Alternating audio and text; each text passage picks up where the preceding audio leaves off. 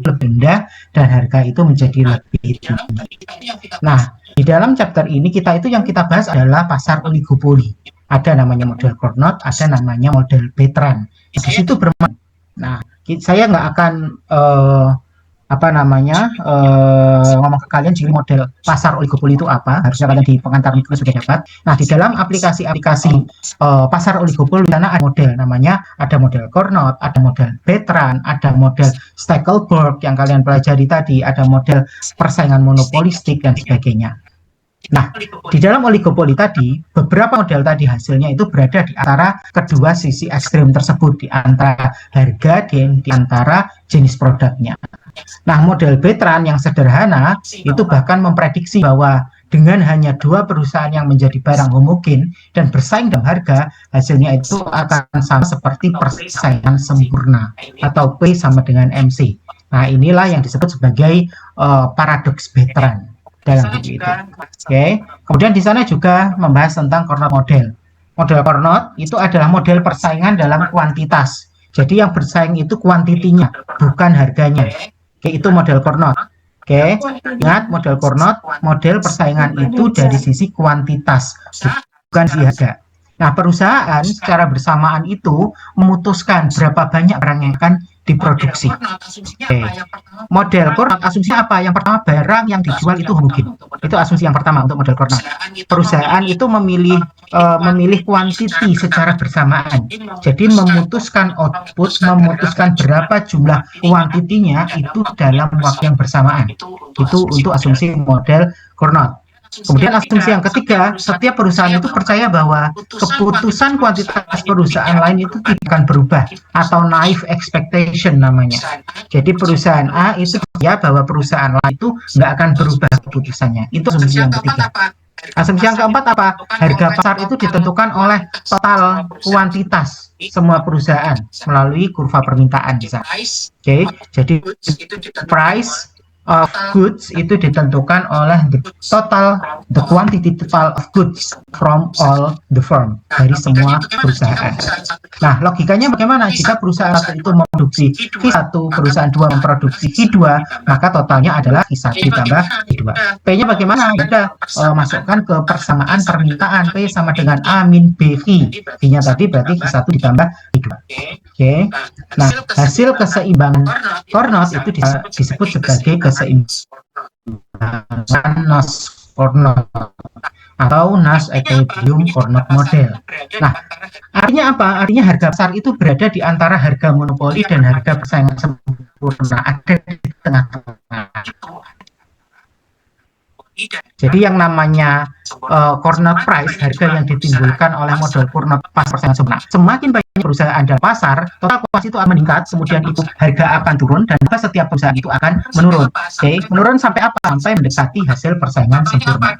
Contohnya apa? Dua perusahaan minyak misalkan, dalam model sederhana itu memutuskan kuota produksi masing-masing untuk perusahaan itu akan mengetahui bahwa total produksi itu akan mempengaruhi yang namanya harga minyak dunia. Oke, kemudian di sana juga ada namanya product differentiation. Diferensiasi produk itu apa? Diferensiasi produk itu strategi untuk membuat produk yang secara horizontal, warna, rasa, kualitas tinggi atau rendah, dan ini berbeda di mata konsumen. Tujuannya untuk apa? Untuk mengurangi elastisitas permintaan. Oke, tujuannya untuk mengurangi elastisitas permintaan yang dihadapi perusahaan dan melunakkan yang namanya persaingan harga di dalam pasar. Oke, diferensiasi harga ada dua, ada yang sifatnya vertikal, ada yang sifatnya horizontal. Yang sifatnya horizontal misalkan produknya berbeda, tetapi tidak bisa secara objektif itu dikatakan lebih baik atau lebih buruk. Produknya berbeda, tapi bisa secara objektif dikatakan lebih atau lebih buruk. Misalkan Coca-Cola versus Pepsi, rasa berbeda. iPhone sama Samsung, sistem operasi berbeda. Sehingga konsumen punya preferensi merek yang berbeda untuk memilih barang itu. Kemudian kedua ada namanya diferensiasi produk yang sifatnya vertikal. Nah, sifatnya vertikal berarti apa? Semua konsumen itu jual satu produk itu lebih berkualitas, tetapi berbeda harga. Contoh misalkan Toyota Alphard sama Toyota Avanza misalkan. Oke, nah semua konsumen itu setuju bahwa satu produk itu lebih berkualitas, tetapi berbeda harga. Ada harga, ada kualitas. Nah, dampak persaingannya bagaimana dari hanya product differentiation baik yang sifatnya horizontal maupun sifatnya vertikal tadi. Nah, dampak persaingannya itu misalkan mengatasi yang namanya paradoks Bertrand. Nah, ketika kita bicara tentang paradoks Bertrand tadi, berarti kan ketika produknya itu terdiferensiasi. Kalau Cornot tadi produknya homogen, kalau Bertrand model itu produknya terdiferensiasi. Jadi perusahaan yang bersaing dalam harga itu tidak lagi terdorong untuk memotong harga biaya marginal. Kenapa? Karena jika perusahaan A itu menurunkan harga, ya itu hanya akan menarik sebagian konsumen dari B. Oke, yang lebih suka merek B misalkan. Misalkan antara apa? Indomie sama mie sedap.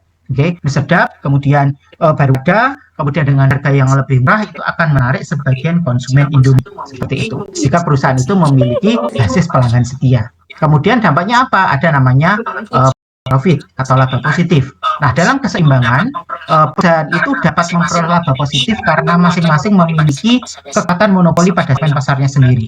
Misalkan model yang populer itu ada namanya model hoteling atau linear city. Di situ menjelaskan persaingan lokasi atau karakteristik produk dan bagaimana perusahaan itu cenderung berkumpul di tengah untuk memaksimalkan yang namanya pasar tadi. Oke, kemudian di mikro tadi kalian juga menjelaskan tentang apa itu tacit collusion. Oke, ketika bicara tentang tacit collusion berarti bicara antar kerjasama antar perusahaan untuk menaikkan harga atau membatasi output guna meningkatkan yang namanya laba bersama. Oke, kolusi ada tacit collusion, salah satunya adalah kolusi eksplisit, misalkan kartel. Kartel contohnya apa? Contohnya adalah OPEC. Oke, nah biasanya ini sifatnya adalah ilegal di banyak negara, tetapi karena adanya kolusi diam-diam atau yang namanya tacit tadi secara tersirat, maka ini ada koordinasi yang terjadi tanpa komunikasi langsung melalui apa? Melalui perilaku yang dapat diamati. Oke, kemudian mekanisme bagaimana? Mekanisme dalam tacit collusion ada yang namanya price leadership, ada kepemimpinan harga di buku. Nah, di buku dijelaskan bahwa ketika ada namanya price leadership, maka satu perusahaan itu biasanya yang dominan atau efisien. Efisien untuk apa? Menaikkan yang namanya harga. Dan perusahaan lain itu secara otomatis itu dapat mengikuti. Nah, biasanya itu memberikan sinyal harga dinaikkan atau harga diturunkan, kemudian perusahaan lain itu mengikuti. Kemudian ada namanya strategi pemicu atau trigger strategi. Nah, perusahaan itu berkoordinasi pada harga monopoli di sana. Jika ada satu perusahaan yang curang, misalkan menurunkan harga sedikit untuk merebut pangsa pasar, maka hukum yang akan berjalan di sana. Artinya apa? Terjadi ancaman yang kredibel dan membuat kecurangan menjadi tidak menguntungkan. Sehingga apa? Sehingga yang namanya tacit collusion itu dibuat syarat. Syarat keberhasilannya apa? Ada dua. Ada faktor yang memudahkan dan ada faktor yang menghambat. Faktor yang memudahkan apa? Jumlah perusahaan sedikit, produknya homogen. Kemudian biayanya itu hampir sama. Permintaan itu cenderung stabil dan sering terjadi interaksi yang sifatnya berulang. Dan hambatan masuk itu tinggi.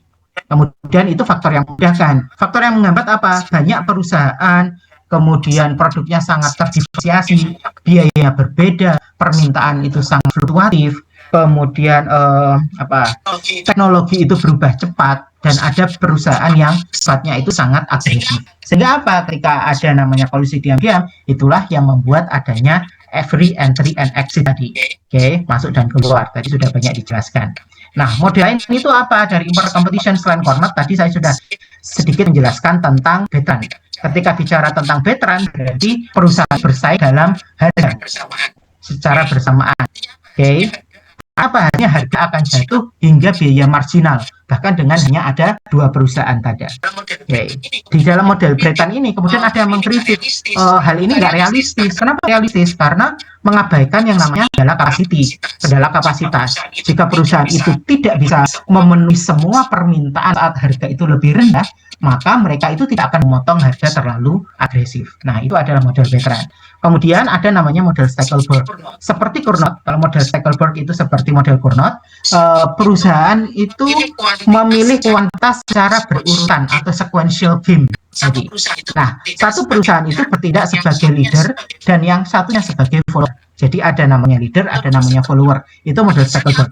Nah, apa? Leader itu akan mendapatkan laba lebih tinggi daripada model core not. Kenapa? Karena model core not tadi kan ukuran perusahaan itu sama. Tapi kalau di Stackelberg tadi ada leader, ada follower. Karena di Stackelberg tadi yang leadernya itu dapat mengantisipasi reaksi follower dan memproduksi lebih banyak, makanya leader mendapatkan lebih banyak untung daripada follower. Kemudian ada namanya model monopolistic competition. Okay. Banyak perusahaan, berarti produknya terdiferensiasi, bebas keluar dan masuk. Artinya apa? Artinya ada hasil jangka panjang. Hasil jangka panjangnya apa? Harga sama dengan biaya rata-rata. Okay. AC di atas biaya marginal. Sehingga apa? Perusahaan itu memiliki sedikit kekuatan besar atau kurva permintaan ring ke bawah sangat elastis. Artinya apa? Laba nol, tetapi efisien karena apa? Terjadi excess capacity di sana. Kapasitas banyak yang menganggur dan terjadi yang namanya markup harga. Oke, sampai sini ada ditanyakan?